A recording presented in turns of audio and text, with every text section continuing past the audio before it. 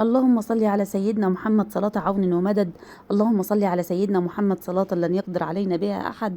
اللهم صل على سيدنا محمد بحق قل هو الله أحد الله الصمد لم يلد ولم يولد ولم يكن له كفوا أحد. هنعمل إيه النهاردة؟ هنعمل محشي. بس الأول ازيكم؟ وحشتوني. عاملين ايه؟ يا رب تكونوا كلكم بخير. لو أول مرة تشوفوا القناة دي، قناة حنين وصوتي وماما، يتشرفنا ان انتوا تشتركوا في القناة ولايك، ويلا بينا نعمل فضلة خيركم محشي. هنعمل محشي بتنجان وهنعمل محشي كوسة ونرغي شوية رغاوي كده مع بعض واحنا بنعمل البتنجان والكوسة. طبعا الأسعار الخضار ما اقولكمش، البتنجان بقي واصل فوق كده، والطماطم بقى اللي كانت ب5 جنيه بقت ب20 وب25. واللي عايز يعمل محشي يعمل ميزانية كده للمحشي لوحده. بس طبعا الناس الواعية، الناس الشاطرة، الناس الحلوة اللي خزنت ايام ما كانت الطماطم ب5 جنيه دي عدت، هتعمل محشي وتاكل محشي زي ما هي عايزة. انا هنا طلعت البتنجان من التلاجة وقلت بقى اقوره علشان خاطر احشيه. طبعا مسكت البتنجان كله، انا كده انا كنت منقيه البتنجان ده بالواحده، عشان لا واحده تبقى معوجه، مرضاش اخلي بياع ينقي لي ابدا. لا واحده تبقى معوجه ولا واحده تبقى فيها حاجه، علشان تبقى الدنيا مظبوطه. بحب قوي لما اعمل محشي اخلي كيسه كده جنبي الم فيها كل الحاجات اللي انا مش عايزاها، يعني تقوير البتنجان، البشر بتاع الكوسه، قشرت بصلايه، قشرت، تبقى الكيسه دي مفتوحه على الرخام. وخلاص خلصت بروح لما الكيسه دي خالص واروح حطها في الزباله، ويبقى بالنسبه لي كده ايه، خلاص. واليومين دول انا عايزه اقول لكم ان مش بس الطماطم هي اللي غاليه، كل الخضار في التوقيت ده بيبقى غالي، خاصه لو كان كوسه، خيار، اسعارهم بتبقى من 15 وانتي طالعه كده على العشرينات.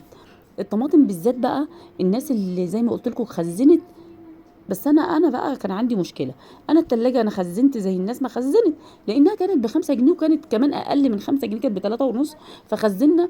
فسبحان الله، شوف بقى الواحد لما بيبقى ليه نصيب في حاجه وربنا بيكرمه بيها وليه نصيب فيها، خلاص ملوش نصيب فيها والله لو عمل ايه. جبنا الطماطم وخزناها وجبناها كانت زي التفاح، هوب التلاجة وقفت بعد ما خزنتها بحوالي شهر ولا حاجه. الاساس ان انا استخدمها في التوقيت اللي زي ده، لما بتكون الطماطم غاليه وكده يعني. هنعمل محشي، هنعمل بطاطس، هنعمل صينيه بطاطس يعني، او هنعمل خضار ولا حاجه، بنحتاج احنا طماطم. التلاجة فصلت، فاذا احنا ملناش نصيب فيها. صحيت من النوم لقيتها كده سايحه كلها، فطبعا رميت كل اللي كان عندي. وحاليا انا بشتري طماطم بس صلحناها يعني. اقول لكم بقى الطماطم اللي هي بتاعه المحشي، بس الخضره حلوه ازاي، نعناع كده، ما شاء الله ما شاء الله. الشتاء جاي بالخضره بتاعته الجميله. بحب الخضره بتاعت الشتاء قوي قوي قوي قوي، بتبقى عامله زي الورد كده كانك، وبتبقى كتيره ورخيصه قوي. بحبها قوي. سلطه بقى، هتعملي سلطه، هتعملي محشي، هتعملي، بتدخل هي في بعض الاكلات كده، بتبقى زي العسل، خصوصا لما بتكون طازه. انا طلعت الخضره ونقيتها، بس طبعا الخضره كانت كتير يعني. انا قسمتها، خدت حبه حطيتهم في التلاجة، وخدت الباقي غسلته علشان خاطر احطه على طول. انا بحب الشتاء لانه مليان خضار، يعني داخلين احنا على الشتاء اهو. الخضار في الشتاء بيبقى كتير وبيقعد اطول فتره ممكنه، غير الصيف. الصيف والله بيبقى في التلاجة وبيبوظ، لذلك انا ما بحبش انزل السوق في الصيف.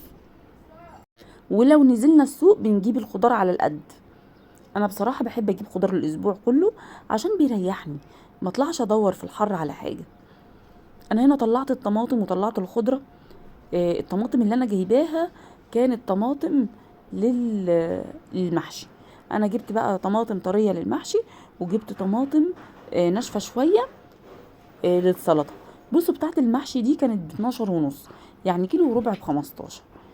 تيجي بقى تقعد في التلاجة يوم زياده ابدا، هي تجيبيها تعمليها في ساعتها.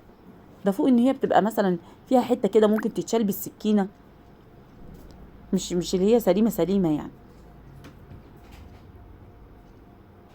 والدنيا هي ماشيه.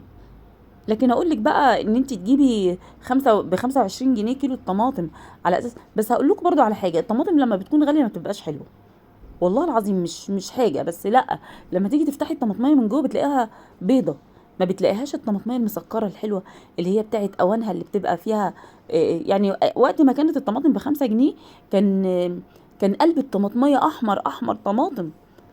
تيجي دلوقتي كيلو الطماطم ب25 جنيه، تفتحي الطماطميه من جوه هي بيضه، الشكل من بره طماطمايه ما فيهاش ولا غلطه. تيجي تفتحيها بمجرد ما بتشقيها بس بالسكينه بتلاقيها من جوه يعني سبحان الله، شكل بس، لا طعم ولا لون ولا ريحه. انا هنا خلصت الطماطم، هضربها في الخلاط وهعمل الحاجه بتاعه المحشي. دي تجهيزات المحشي، دي الخضره بقى اللي انا شلتها، دي كانت زياده، قلت ايه اخلص بس اللي ورايا كله، اغسل الخضره ديت واضرب الطماطم في الخلاط واعمل البصل واخلص كل حاجه المحشي قبل ما العيال يجوا من المدرسه، على اساس ان الواحد ايه، انا عندي العيال معظمهم بيمشي من غير فطار. يعني اسراء دي ما بتفطرش الصبح، نحايل نحايل ممكن تاخد سندوتش، ممكن تاكله وممكن لا، فهي نصيبها يعني. انا هنا زودت الطماطم ميه لان الخلاط مش هيلف عليها لو اتحطت من غير ميه.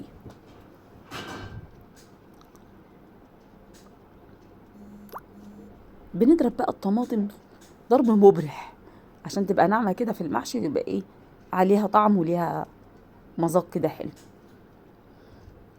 قلت بقى اخلص كمان البصله بالمره. وانا صغيره بقى لما كنت في المدرسه كنت احب قوي اليوم اللي امي تكون عامله فيه محشي، كنت بفرح قوي لما اجي افتح الحله كده الاقي فيه محشي. لا وكنت اروح المدرسه ارجع الاقي امي خلصت، يعني مش زي انا كده افضل اعمل لحد ما بنتي ترجع من المدرسه، لا، ربنا يديها الصحه والعافيه يا رب. كنت اروح ارجع الاقي بقى كل حاجه معموله، خاصه في الشتاء بقى الدنيا ساقعه ومتكتكه كده، وطبق محشي يدفي الواحد كده، عسل عسل عسل. بس احنا بقى النهارده المحشي بتنجان وكوسه، مش كرنب. كرنب شويه لسه قدام شويه لما الدنيا ترتاح كده وينزل الكرنب الشتوي، لان اللي شغال دلوقتي الكرنب اللي هو الصيفي اللي هو رقته تقيله شويه. انما شهر كده ولا حاجه، ولا هو شهر ينزل الكرنب الشتوي يغرق السوق، يبقى الاكل فيه ايه عسل. عارفين الكبه والخلاط والمفرمه والحاجات دي سهلت حاجات كتير قوي، والله سهلت على الواحد حاجات كتير قوي. واكتر حاجه ممكن تعمليها تبقى مفيده بالنسبه لك ان انت لو قاعده في البيت تعملي حاجتك بدري. يعني ولادك يمشوا على المدرسه تبداي تجهزي بقى هطبخ ايه، اطلع ايه من التلاجة، خضاري مثلا، لان وهم قاعدين مفيش وقت. انت يا اما بتذاكري يا اما بتراجعي لحد، وخصوصا لو زي حالاتي كده عندك شهاده في البيت، فبيبقى كل همك ان انت تخلي البيت هادي، تخلي البيت وتبقي قاعده مراعيه برضو، ذاكري او ذاكر او كده يعني، تخلي بالك. انا هنا خلصت الطماطم وخلصت البصل.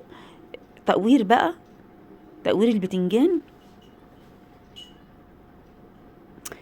انا بتهيألي لما بخلص تقوير كوسه تقوير البتنجان انا كده خلصت المحشي.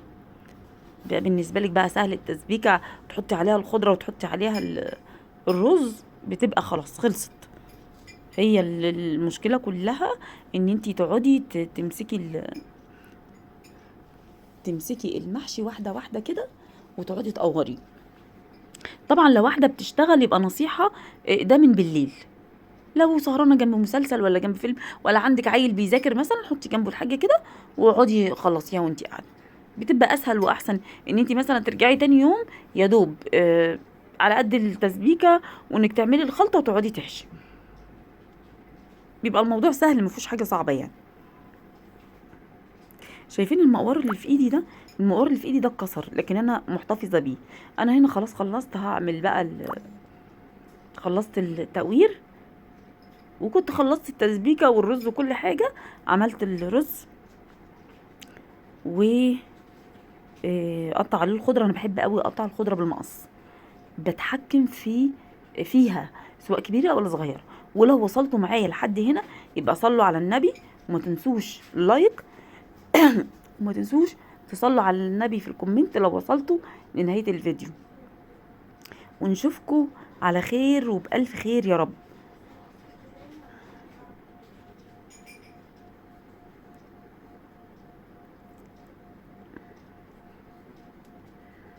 ما تنسوش اللايك والسبسكرايب.